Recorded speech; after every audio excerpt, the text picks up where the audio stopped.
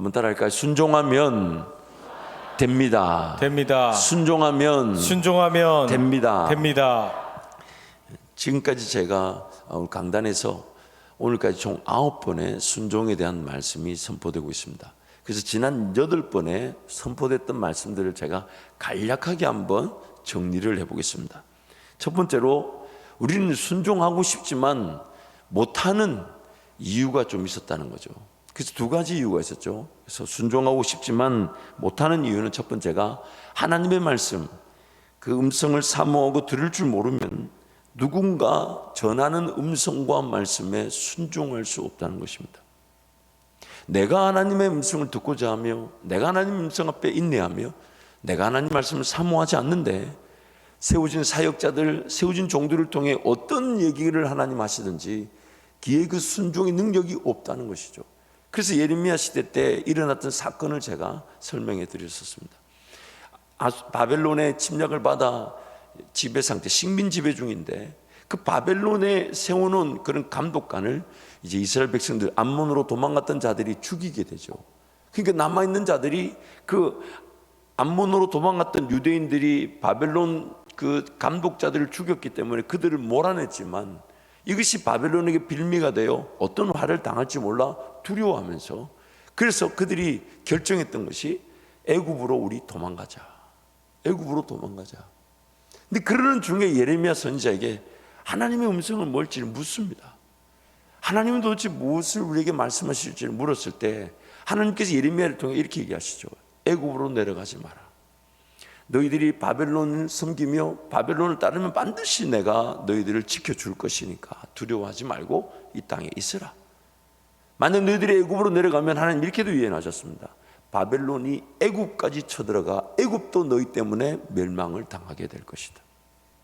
그런데 너무 안타까운 것은 그들이 기어이 애굽행을 단행하고 말았어요. 심지어 예레미야 선지자까지 애굽으로 끌고 갔습니다.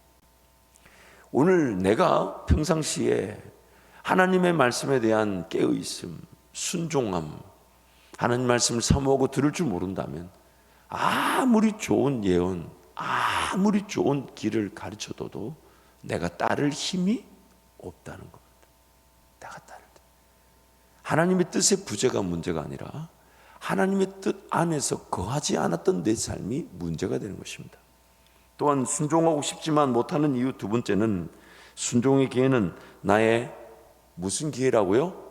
자발적 사랑의 기회이기 때문입니다. 그래서 내가 하나님 그분을 사랑하기에 내가 자발적으로 주님을 따르고자 하는 기회로서 나에게 순종의 기회가 주는데 뭔가 상황이 바뀌고 뭔가 환경이 바뀌고 직장에 월급이 더 많이 주어지고 내 이것 바뀌고 나면 이게 해결되고 나면 내 주일 예배 드리러 갈게요. 내가 이게 해결되고 나면 내가 11조 드릴게요. 이게 좀 주어지고 나면 내가 하나님 사랑할게요. 항상 자발적 사랑의 기회가 우선이고 목적이어야 되는데 그게 늘 뒷전으로 밀리죠. 내 삶이 먼저 해결되고 내 삶이 먼저 처리되고 내 어려움과 문제가 답이 주어지면 하나님 능력을 맛보면 내가 주님께로 가겠다는 것. 그래서 순종의 기회가 주어지지 않았던 겁니다. 그래서 순종하고 싶지만 못하는 우리의 문제는 두 가지. 늘 하나님 음성을 사모하고 기다리고 인내하고 그 말씀 앞에 하나님을 더 의지하고자 할 때 하나님 무엇이든지 말씀하실 수 있는 것인데 그거 없이 필요할 때 하나님 우리에게 말씀하라 하실 때 근데도 하나님 말씀해 주시지만 순종할 능력이 없다는 거죠.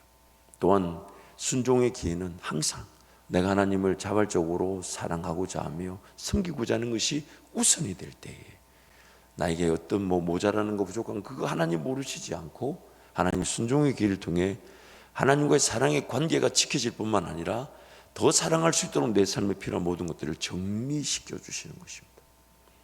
두 번째로 우리가 살펴봤던 것은 들음은 믿음이자 순종이었다는 것입니다. 순종은 곧 들음이라는 것이죠. 그래서 사무엘상 15장 22절 말씀 우리 함께 선포합니다. 사무엘이 이르되 여호와께서 번제와 다른 제사를 그의 목소리를 청종하는 것을 좋아하심같이 좋아하시겠나이까. 순종이 제사보다 낫고 듣는 것이 순양의 기름보다 나으니. 그래서 가장 대표적인 인물로 다름 아닌 아브라함을 하나님 우리에게 소개하고 계십니다. 우리가 이미 살펴본 대로 아브라함은 갈대아 우르에 있을 때 자기가 하나님의 음성을 들었음에도 그 음성이 하나님인지 뭔지 잘 몰랐어요. 그래서 여행의 주도권이 아버지 데라에게 있었고, 아버지 데라가 가족들을 꾸리고 그 갈대아 우르를 떠나 약 1000km가 넘는 그런 유프라데스 강가를 이렇게 거슬러 올라가서 북쪽 이스라엘 북쪽에 하란까지 이르렀지만 그 아버지 데라는 하란에서 죽고 맙니다. 근데 그 하란에 머물러 있던 아브라함의 기어이 하나님이 또 찾아가셨어. 얘기하셔서 그래서 마침내 창세기 12장에 보면 5절 말씀에 마침내 아브라함이 가나안 땅에 들어갔더라. 그래서 그 마침내라는 단어는 아브라함이 내가 드디어 왔다라는 그 감격의 접속사가 아니라 하나님께서 음성을 들을 줄 모르는 아브라함을 기어이 약속의 땅으로 이끌어 주셨다는 거죠. 그래서 사도행전 7장의 스데반의 설교에 따르면 그걸 어떻게 표현하냐면 하나님께서 아브라함으로 하여금 갈대아 이 하란에서 가나안 땅으로 옮기셨다고 말합니다. 마치 컵을 들어서 여기서 이쪽으로 이렇게 옮기는 것처럼 아브라함 자기 힘으로 갈 수 있는 길이 아니었다는 거예요.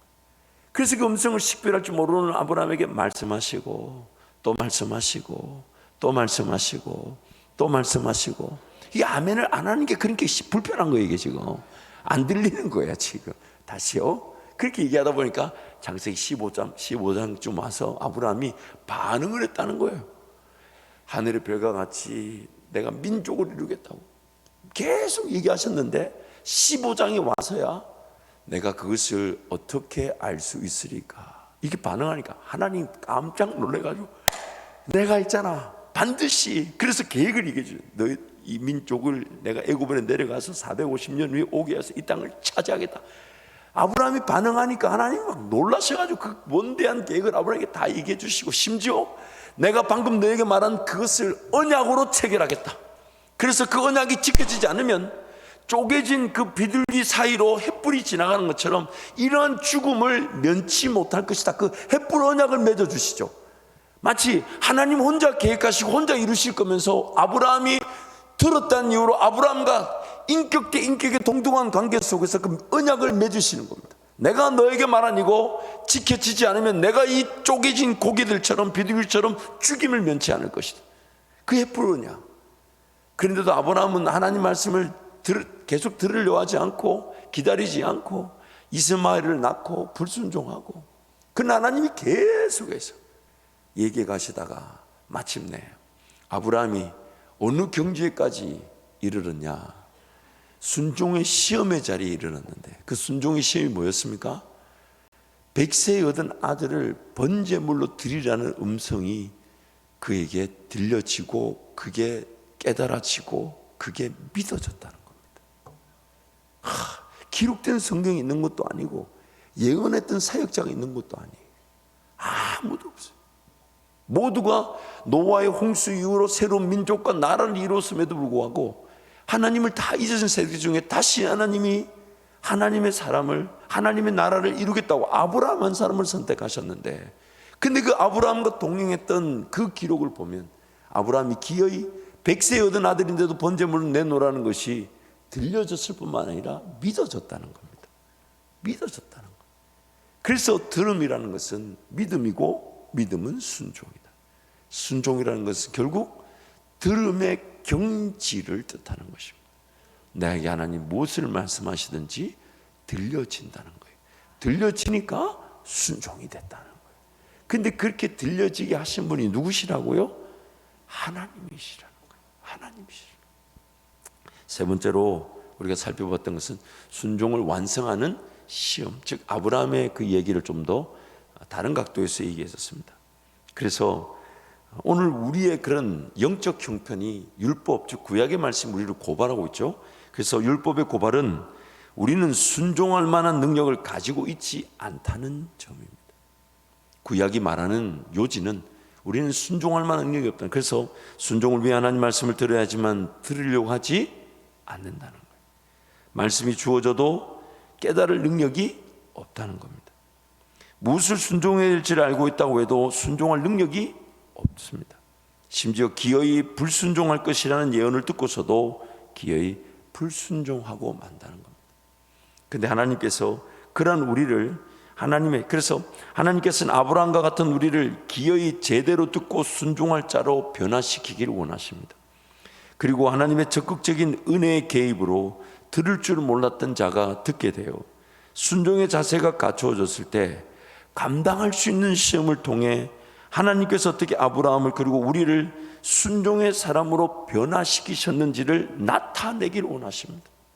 쉽게 표현해 볼게요. 창세기 22장에서 하나님께서 아브라함에게 백세 얻은 아들이지만 번제물로 드리라는 그 시험을 하지 않았다면 아브라함은 과연 얼마나 들을 줄 알고 얼마나 순종할 줄 아는 사람인지를 확인할 방법이 없었을 겁니다. 그래서 하나님은 지금 우리에게 그 들음의 과정을 통해 순종의 사람으로 변화시켜 가시고 마침내는 아브라함이 그 시험의 자리에 섰던 것처럼 우리도 그런 자리에 세워지길 원하시죠. 왜냐하면 우리 하나님께는 감추인 것이 드러나지 않을 것이 없기 때문입니다. 그래서 오늘 우리에게 그런 기회를 주고 싶어 하시죠.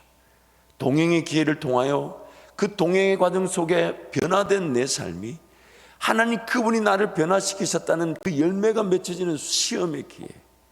그러니 일상의 삶에서 하나님과 동행하며 하나님의 말씀을 기다리고 사모하며 하나님 앞에 그 말씀 붙들고 순종했던 사람들은 반드시 아브라함이 겪었던 그 순종의 순간, 모리아산에서 이삭을 드리려고 했던 그 시험의 순간.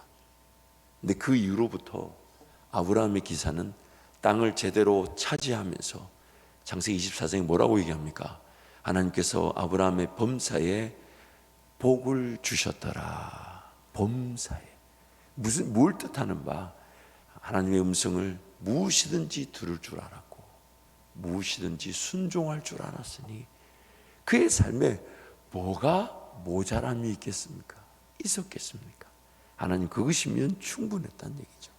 그래서 하나님은 항상 우리에게 그런 순종, 우리의 그런 순종의 그런 과정을 통해 그 순종을 마치 내가 순종의 사람이 됐다라는 그 완성의 단계에 이룰 수 있도록 이끌어 가셨고 이끌어 가신 자리에서 시험을 통해 감당할 수 있는 시험을 통해 감당할 수 있는 시험을 통해 감당할 수 있는 시험을 통해 하나님 나에게 말씀하시고 순종하게 하셨다는 그 역사를 드러내시는 것입니다.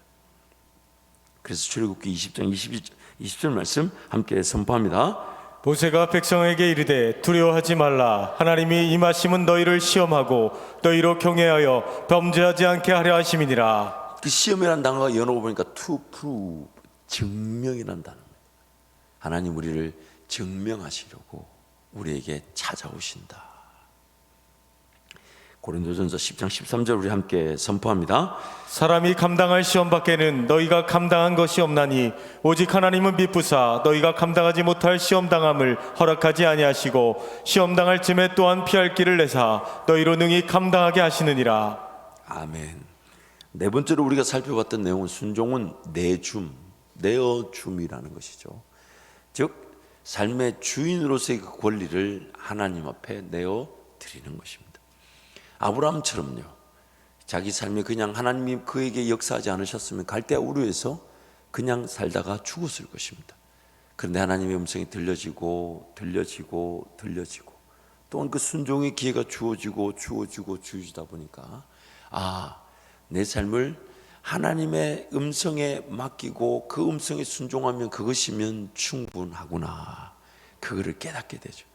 그래서 무엇이든지 듣고자 하고 무엇인지 순종하고자 하는 그 권리를 하나님 앞에 내어드리는 것, 삶의 주인으로서 권리를 내어주는 것이 바로 순종이라는 것입니다. 또한 야곱의 얘기를 우리가 나눴었습니다. 야곱 평생은 그 이름처럼 자기께로 살았습니다. 그러나 자기께로 도저히 감당이 안 될 만한 일, 즉 이제는 야복강 건너편에 형 에서가 몰려오고 아무리 선물 공세를 펼치고 갖가지 깨를 부려도 형 에서와의 만남의 두려움을 이기지 못하려고.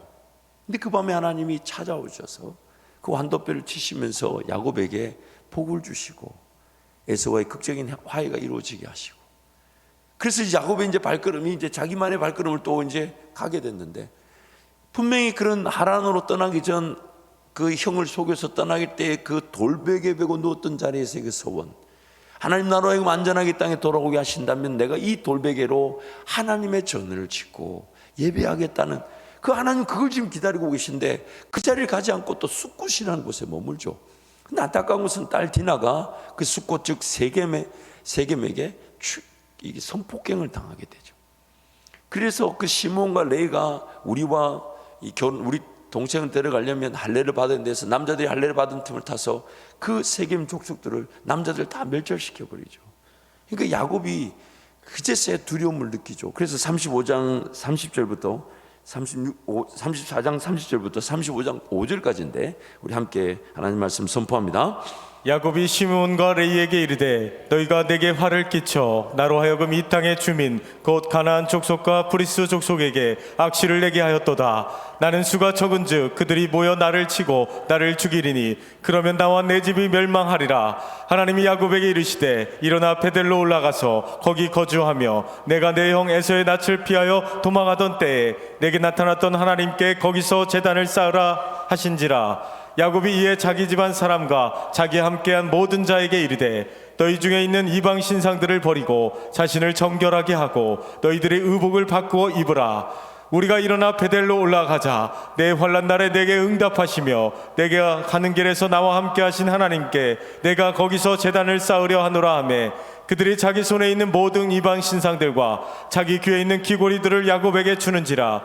야곱이 그것들을 세겜 근처 상수리 나무 아래에 묻고 그들이 떠났으나 하나님이 그 사면 골들로 크게 두려워하게 하셨으므로 야곱의 아들들을 추격하는 자가 없었더라. 죄라는 것이 우리를 괴롭히고 있는 이상 내 삶의 주인됨의 권리를 하나님 앞에 자발적으로 드리지 않으면 어쩔 수 없이 하나님을 주인으로 찾을 수밖에 없는 사건 사고를 만나게 됩니다. 그게 인생입니다. 죄라는 것이 우리를 이미 괴롭히고 있기 때문에 하나님이 내 삶의 주인이십니다.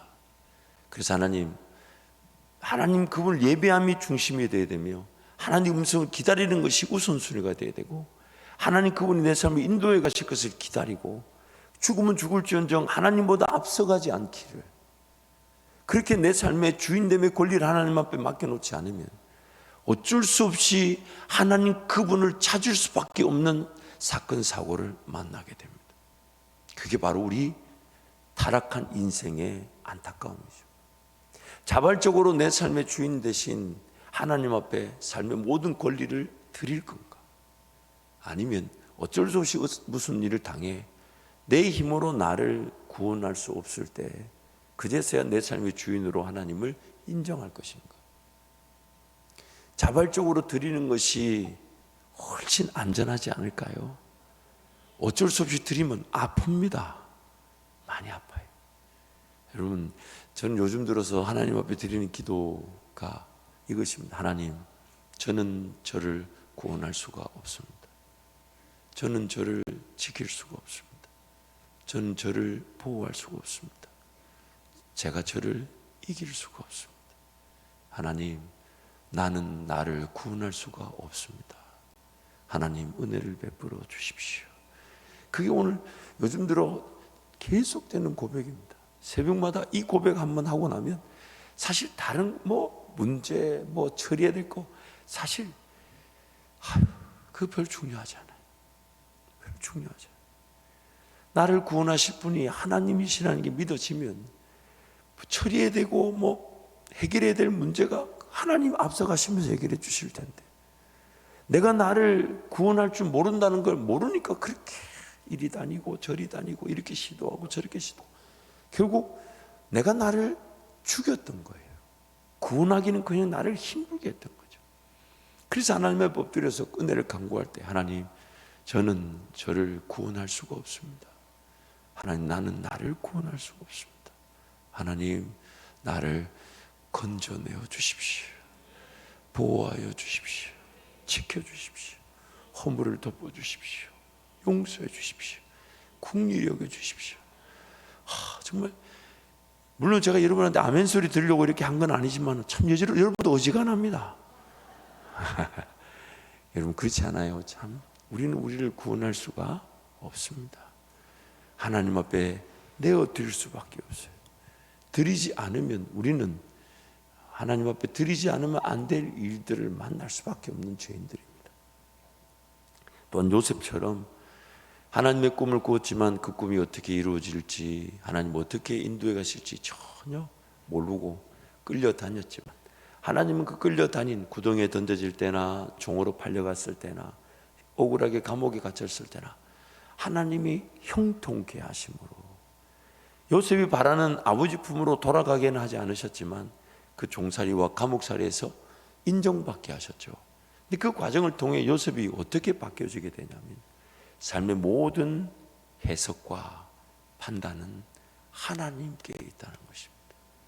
그걸 하나님 앞에 다 내어 드렸던 것이죠. 창세기 41장 말씀 우리 함께 선포합니다. 바로가 요셉에게 이르되 내가 한 꿈을 꾸었으나 그것을 해석하는 자가 없더니 들은즉 너는 꿈을 들으면 능히 푼다 하더라. 요셉이 바로에게 대답하여 이르되 내가 아니라 하나님께서 바로에게 편안한 대답을 하시리다. 아멘. 내가 해석하는 것이 아니라 누가 해석한다고요? 하나님이 하신다고.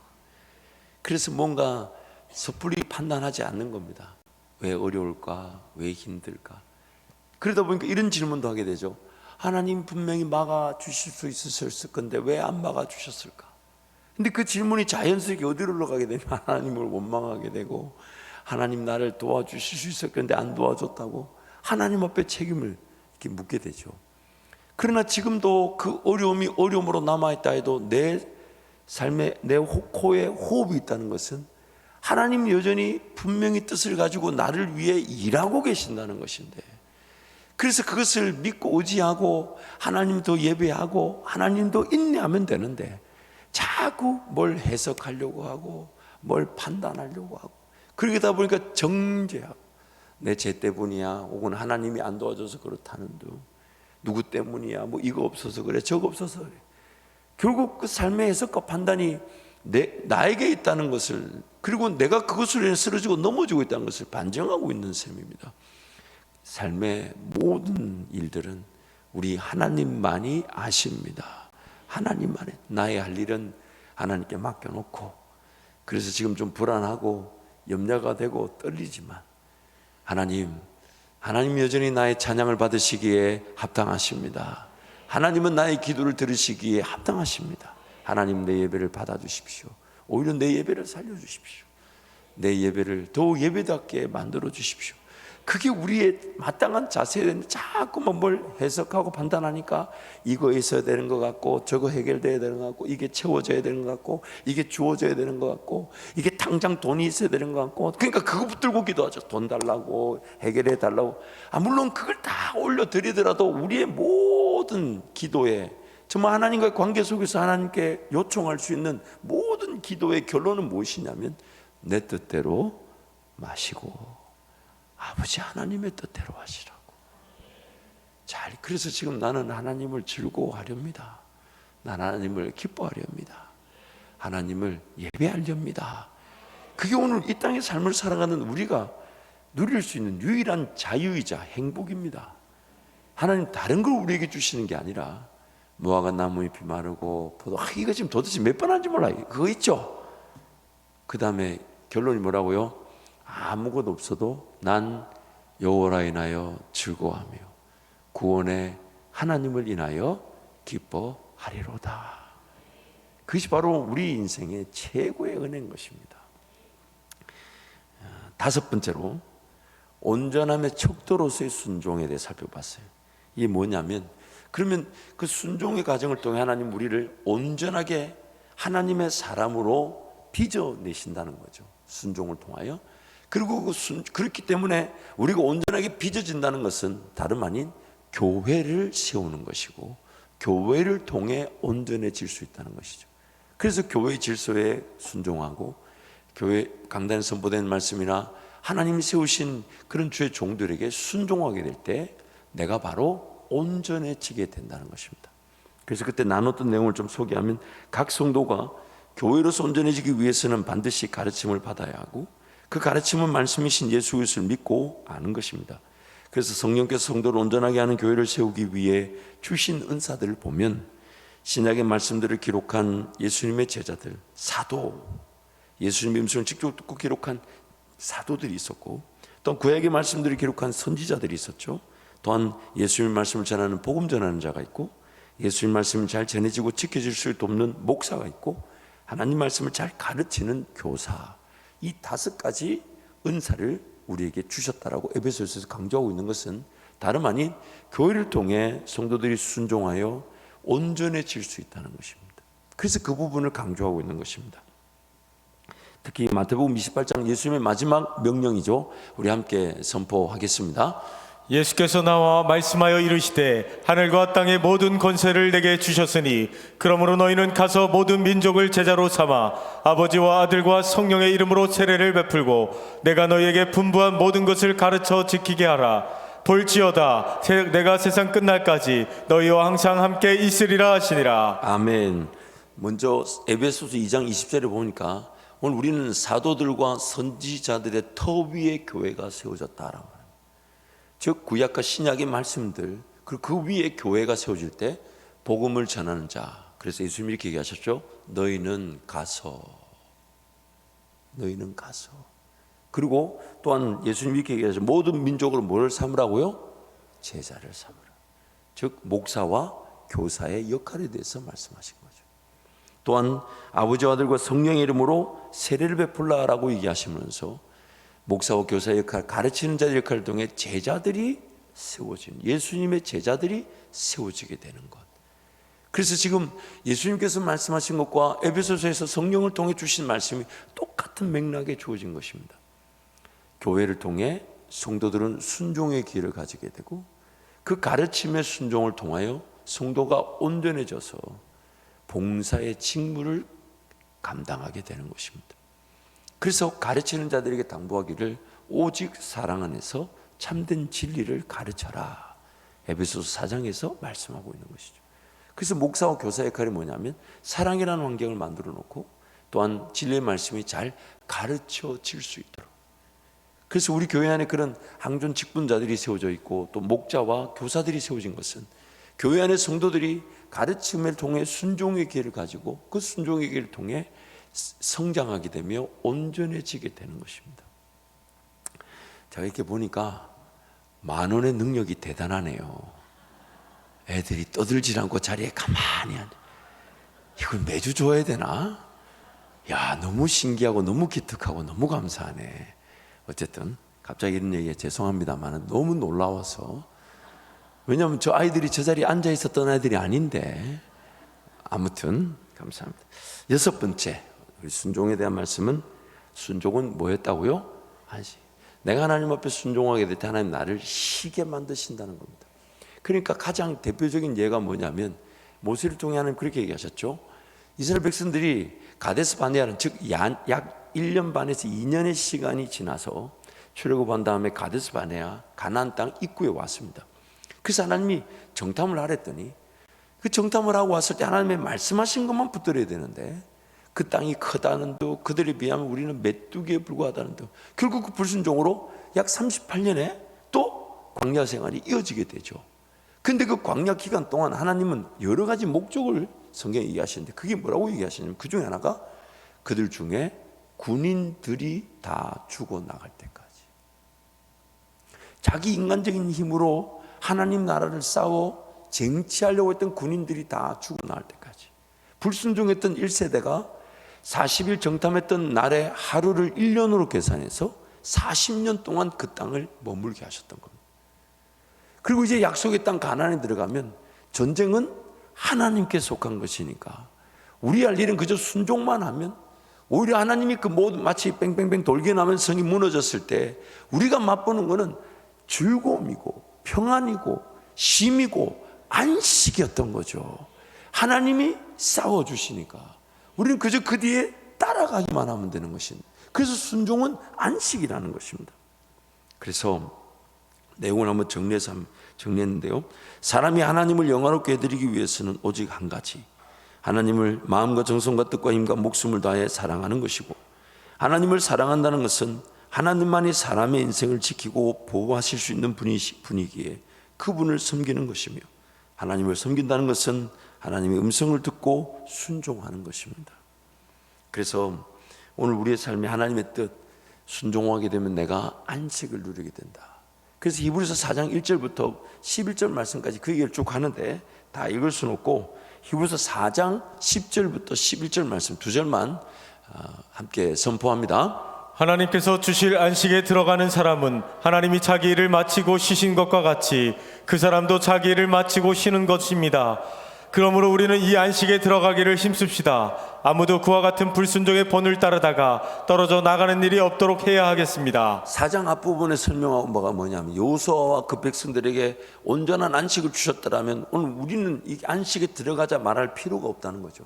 그러나 그들이 그때 불순종하여 제대로 그 땅을 차지하지 못했으니 이제 우리는 예수 그리스도로 말미암아 안식에 들어가기를 힘쓰자는 겁니다. 그래서 예수 그리스도와 함께 동행한 자들은 자기 일을 쉬는 것처럼 하나님이 일해 주심을 본다는 것입니다.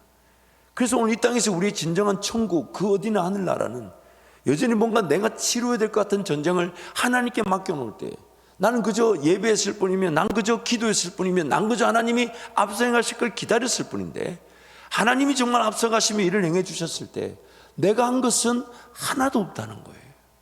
내가 한 것은 하나도 없다는 거예요. 그런데 하나님이 이루신 일을 맛보게 하시니까 그게 진정한 기쁨이 되고 즐거움이 되니 얼마나 행복한지 모른다. 그게 우리 신앙의 고백이라는 거죠. 그래서 어떤 일이 나타났을 때, 어떤 일이 주어졌을 때 우리 고백이 뭡니까?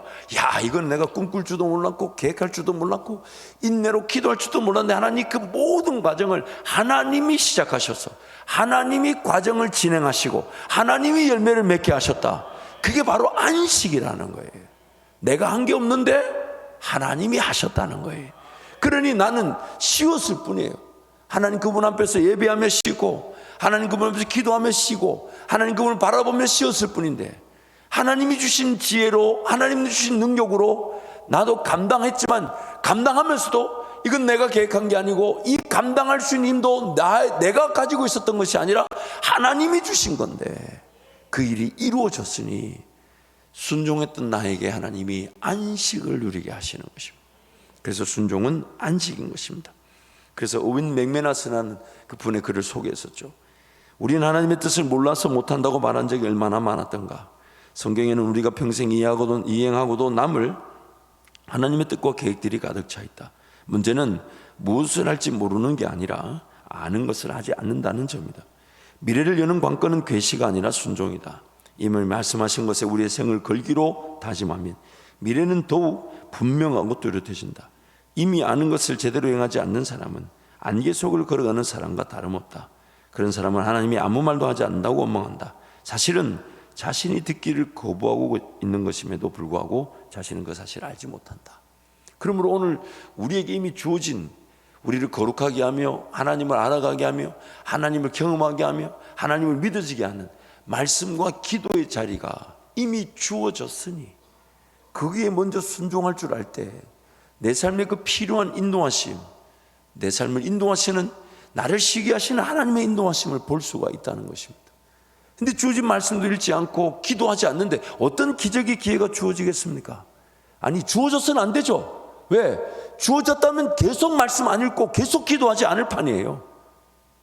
그러니 하나님은 지금 이미 주신 그 은혜의 수단들을 귀한 줄 알고 그 말씀의 자리, 기도의 자리에서 더욱 주님을 사모하고 음성을 듣고자 하며 하나님을 배우고자 하고 하나님을 알아가고자 할 때 그 위에 마치 사도들의 선지자들 터 위에 성령이 내 삶을 성전으로 지어가시듯이 하나님의 그 은혜의 집으로 내 삶이 지어지게 하실 것인데 이미 주신 그 은혜는 저버린 채 뭐 특별한 예언, 특별한 방언, 특별한 신유 없지 않습니다만은 말씀과 기도의 자리를 거부한 사람에게 주실 수 있는 은혜는 아닙니다. 지금 나에게 주신 말씀과 기도 그리고 그게 아니면 음성을 들을 수가 없어요. 아무리 내가 고민하고 묵상하고 하나님 앞에 귀를 기울여도 열왕기 상하와 역대 상하 그런 선지서들의 역사의 기록들을 내가 깨달을 수가 없어요. 그래서 기록해서 주신 거예요. 기록해서 주신 그 말씀을 내가 저버리면서 뭔가 은혜를 누리겠다면 하나님은 어떤 은혜를 주셔야 되겠습니까? 그래서 그 순종의 기회가 주어지지 않는 겁니다. 역사가 맛보아지지 않는 거예요. 하나님 내 가정과 내 일터에 분명히 기적을 나타내실 수 있는데 신앙이 그래서 식어지는 거 아닐까요?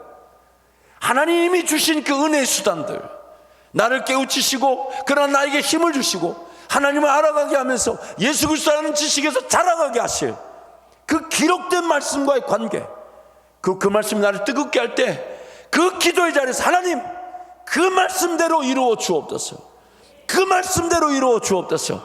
그것이 하나님의 뜻입니다. 그걸 배제한 채 은혜를 누린다면 거의 죽을 지경 돼서 하나님의 구원하심을 누릴 수는 있을지 몰라도 자발적인 사랑의 관계 속에서 사명의 길, 꿈의 길에서 하나님의 음성이 들리거나 하나님의 기적을, 영혼을 살려내고 교회를 세우는 일은 결코 맛볼 수가 없습니다. 이미 주신 은혜의 수단을 무시하는 사람에게 무슨 꿈이 꾸어지겠습니까? 모든 인생의 사건 사고를 하나님 말씀 귀한 줄 알고 기도의 자리 귀한 줄 아는 그 자리로 끌고 오실 뿐이죠.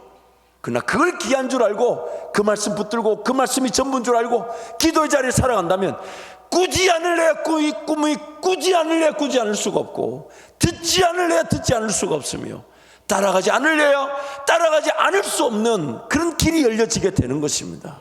왜요? 그 길이 교회를 세우게 될 것이고, 그 길이 사명이 감당하게 될 것이고, 그 길이 그 영역에서 문화적 사명자들로 하나님의 영광을 드러내게 될 것인데, 이미 주신 말씀과 기도의 자리를 저버리는 사람에게 그런 길이 주어질 수가 없는 겁니다. 그래서 하나님 말씀이 소중해야 합니다. 얼마나 감사해요. 더 이상 이 말씀에 더하지도 감할 필요도 없다 하잖아요.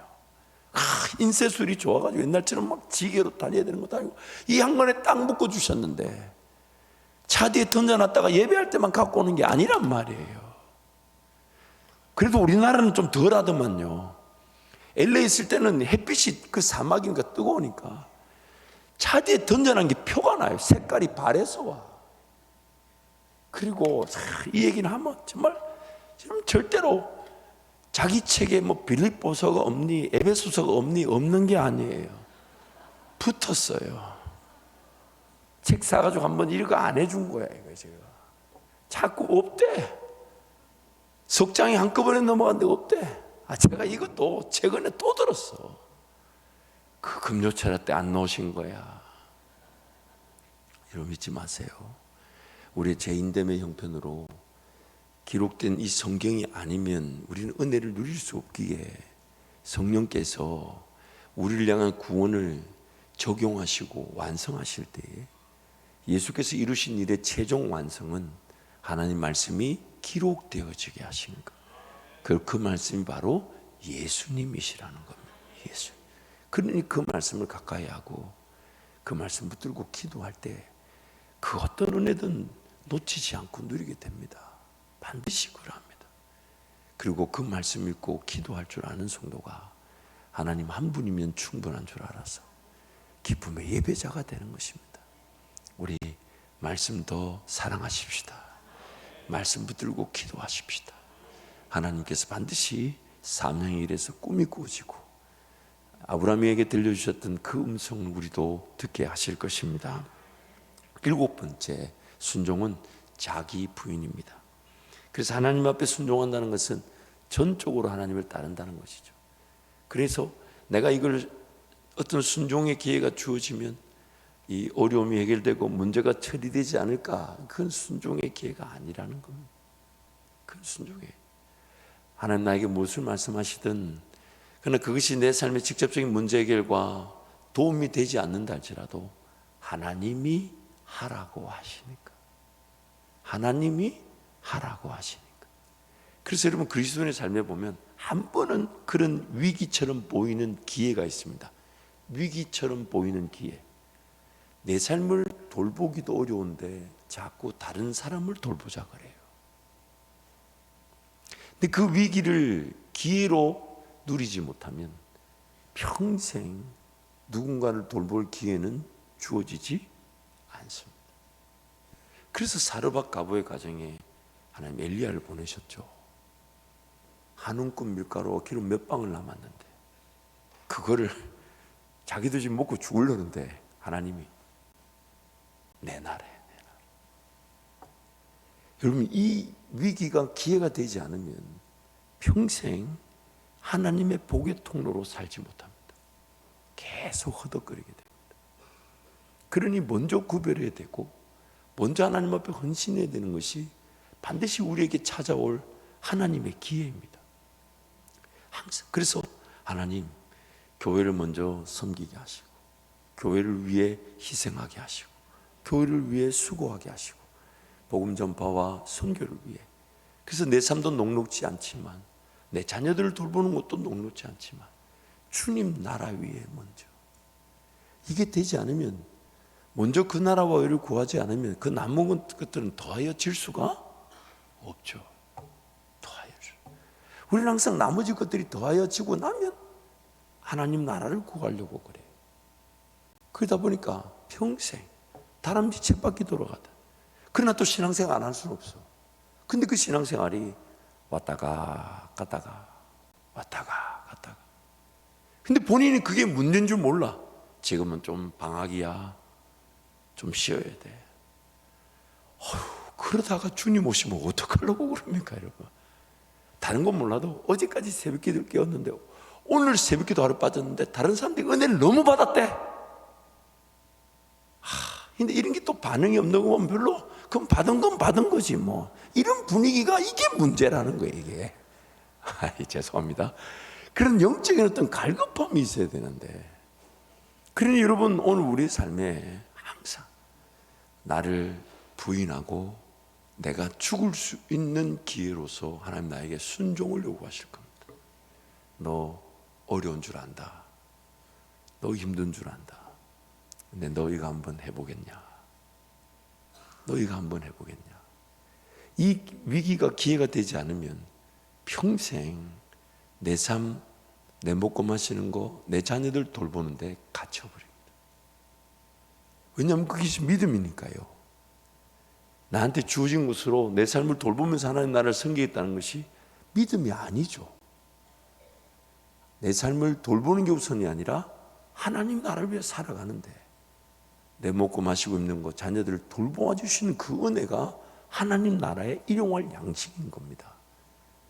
그것이 없으면 평생 쓰임 받지 못합니다.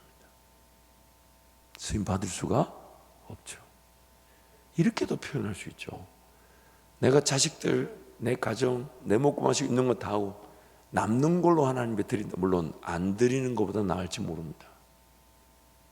안 드리는 것보다 나을지 모릅니다. 근데 과연 내 삶 전체를 드렸다고 할 수 있을까요? 드릴 수 있을까요? 그렇기 때문에 그 믿음의 위기를 한번 넘어서는 것, 그것이 바로 은혜죠. 은혜죠. 그래서 순종은 자기 부인의 기회가 돼서 하나님과 동행하게 되는 것입니다.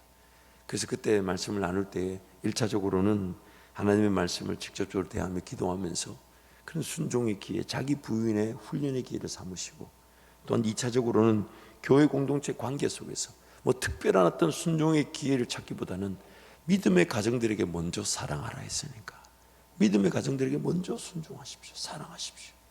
어떤 특별한 뭐 천사를 섬기고 막 극적인 만남을 통해, 물론 그거 없지 않습니다만 그런 거 기다리느라 지금 사랑해야 될 성도를 사랑하는 것을 놓치면 안 되니까.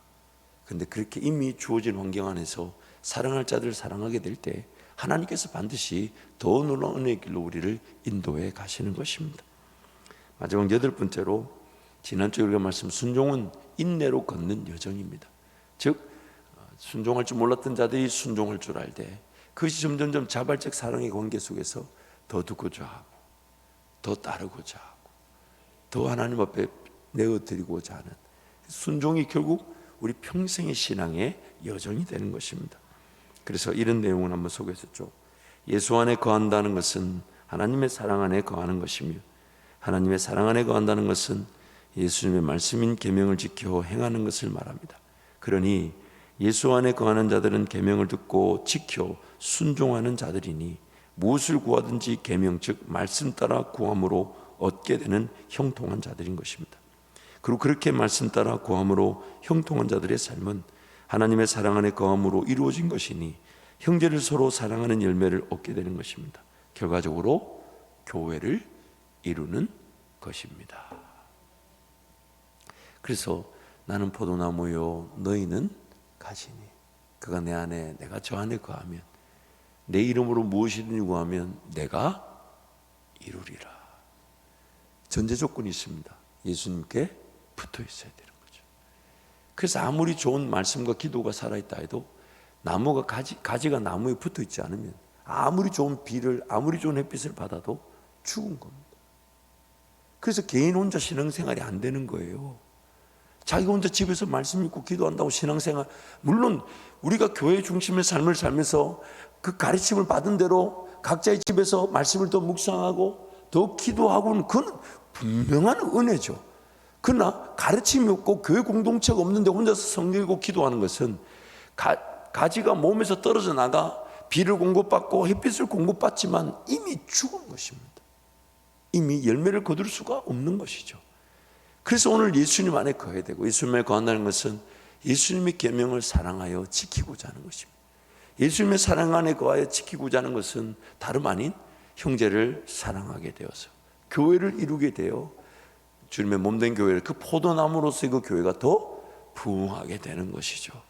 그러니 그들에게 순종은 평생의 예수님 안에 거하는 신앙의 여정인 겁니다.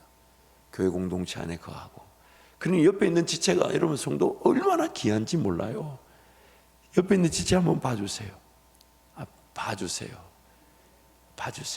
내 사랑이 필요한 사람입니다. 내 사랑이 필요한 사람, 나의 사랑이 필요한 사람이에요. 그러니까 여러분, 밥 사겠다는 건 농담으로 끝날 일이 아니라 정말 우리 교회 안에 울려 퍼져야 될, 뭐라고 해야 될까요? 그냥 일반적인 상식이 돼야 됩니다. 그래서 함께 사랑하게 할 때, 믿음의 가정들을 사랑하는 이들에게 하나님은 반드시 때가 되면 거두게 하실 그 심음의 기회를 주실 것입니다. 말씀을 한번 정리해 보겠습니다. 오늘 우리 순종은요, 하나님께서 나를 마음과 정성과 뜻과 힘과 목숨을 다해 하나님을 사랑할 관계를 위한 방법이 되시면서 또한 목표가 되십니다. 순종하는 사람이 될 수 있도록 순종이라는 방법을 사용해 주시는 거죠. 근데 우리가 하나님의 말씀을 듣고 하나님 말씀에 따라 순종하고자 할 때 죄로 말미암아 타락해 있다 보니 이 기록된 말씀을 잘 읽으려고 하지도 않지만 읽었을 때 그것이 의미하는 바가 뭔지를 모르니까, 그래서 하나님은 복음 전하는 자, 목사, 교사 같은 가르치는 자들을 세워두고 그들을 통해 순종의 기회가 전해지게 하는 것이죠. 물론 그 가르치는 자들은 자기의 어떤 인간적인 유익이나 어떤 자기의 어떤 삶을 지키기 위해 악용해서는 안 됩니다. 그런데 히브리서 말씀처럼 항상 그 가르침을 받는 자들이 나 때문에 행여나 하나님 은혜를 누리지 못하게 될까 봐 경성하기를. 그 사도 바울은 뭐라고 하냐면 자기 몸을 쳐서 그 은혜가 전해져야 될 성도들에게 은혜가 전해지기를 간절히 사모하는 것. 그것이 바로 가르치는 자들의 마땅한 책무인 것입니다. 그래서 가르치는 자들은 그렇게 깨어있으려고 하고, 가르침을 받는 성도들은 가르치는 자와 모든 좋은 것을 함께 하게 될 때 오직 사랑 안에서 참된 진리의 말씀이 가르쳐져 성도들이 온전해지게 되며 봉사일을 감당하게 되며 그리스도의 몸을 세우게 되는 것입니다. 그래서 하나님은 지금 교회 중심의 삶을 통하여 성도들에게 순종의 기회를 주십니다. 여러분 잊지 마세요. 반석 위에 집이 지어져야 되는데 그 반석은 다름 아닌 예수님과의 관계죠. 예수님과 관계는 다름 아닌 교회 공동체와 연결입니다. 왜? 교회가 예수 그리스도의 몸이기 때문입니다. 그래서 예수 그리스도의 몸으로서 교회와 끈끈하게 연결되고 결합되어 있을 때 안전하게 지켜질 뿐만 아니라 또한 여러분 각자의 삶에서 그 사명 따라 은사 따라 쓰임받는 열매 맺는 인생을 살아가게 되는 거예요. 그래서 교회 공예배 중심의 삶이 지켜져야만이 더 건강한 은사들이 주어지게 되는데, 교회 예배는 제대로 드리지 않으면서 더 신령한 거, 더 확실한 능력 주어지지 않죠. 주어지본들. 그래서 누군가 교회 가려고 막 갈 필요 없어, 이렇게 와서 기도하면 하나님 은사 주시고 능력 주시는데 바로 교회를 가, 이렇게 말할 판이니 주겠냐고요 하나님이. 그러니 이 공적 예배는 기본이 되어야 되는 거죠. 그래서 반석이라고 말하는 거예요. 그래서 그 예배 중심의 삶을 살아갈 때 하나님 반드시 나에게 성령 하나님과의 동행의 기회를 주실 텐데, 교회가 말한 이 질서에 순종하지 않으면서 더 큰 은혜를 누린다는 것은 누려질 수 없는 헛된 일을 추구하는 것과 마찬가지인 것입니다. 내가 지금 몸에 연결되어 있지 않아 건강하지 않은데 뭐 어떤 더 좋은 일을 하려고 몸부림칠 겁니까? 하나님 보실 땐 지금 다리가 다쳐서 다리를 치료해야 되는데 성한 발로 자꾸만 나는 일한다 그러면 하나님 과연 그 고쳐야 될 다리를 치료하지 않고 상한 발로 일할 수 있는 기회를 주시겠습니까? 못 주시죠. 그러니 교회와 연결이 우선인 거예요. 그 질서가 지켜지지 않으면 그 어떤 것도 건강하게 역사가 나타날 수가 없습니다. 계속 헤맵니다. 계속. 야고보서 말씀처럼 여기 가서 이 돈 벌까, 저기 가서 이 돈 벌까, 다 제목은 다 똑같아요. 내가 주의 뜻이면 무엇이든지 한대요. 내가 주의 뜻이 무엇이든. 근데 그 틀린 게 뭡니까? 뿌리를 내려야 될 곳을 정하지 않고 교회는 어디 가면 있으니까. 그러나 잊지 마세요. 내 교회는 아니에요. 내 교회는 아니에요. 교회는 주님이 정하시는 것이지. 그래서 그 교회를 정하는 데 목숨을 걸고, 교회가 정해지면 어디서 어떤 일을 해야 될지, 어떤 사명을 감당해야 될지, 그건 주님이 마땅히 주시는 것인데, 왜? 반석 위에 서기만 하면 무너지지 않을 뿐만 아니라 집이 지어지게 될 것인데, 그게 지켜지지 않으니 계속 뿌리를 뽑아들고 옮겨다니고. 그게 바로 우리의 위험이었습니다. 그래서 하나님은 지금 현실적인 순종의 기회를 주시기 위해 성도들과 연결되게 하시고, 그 연결점이 바로 가르치는 자들과 연결이 되게 하셔서 성령을 위하여 심을 수 있는 기회로서의 그 가르침을 받게 하심으로 여러분이 그 순종의 기회가 열매가 되어 결국 어떤 음성이든지 들을 수 있는 순종의 사람들로 하나님이 세워가시고 세우실 것입니다. 그러므로 여러분 앞으로도 교회를 위해 기도 많이 하시되, 우리 교회 공동체를 위한 진리 말씀이 잘 가르쳐 줄 수 있도록 기도하시면서, 아울러 여러분 개인적으로 반석 위에 성령의 집이 지어지듯 더 귀한 말씀을 사모하고 교회 중심의 삶, 말씀 중심, 하나님 중심의 삶을 이렇게 살아가시기를 간절히 축복하며 기도합니다. 우리 함께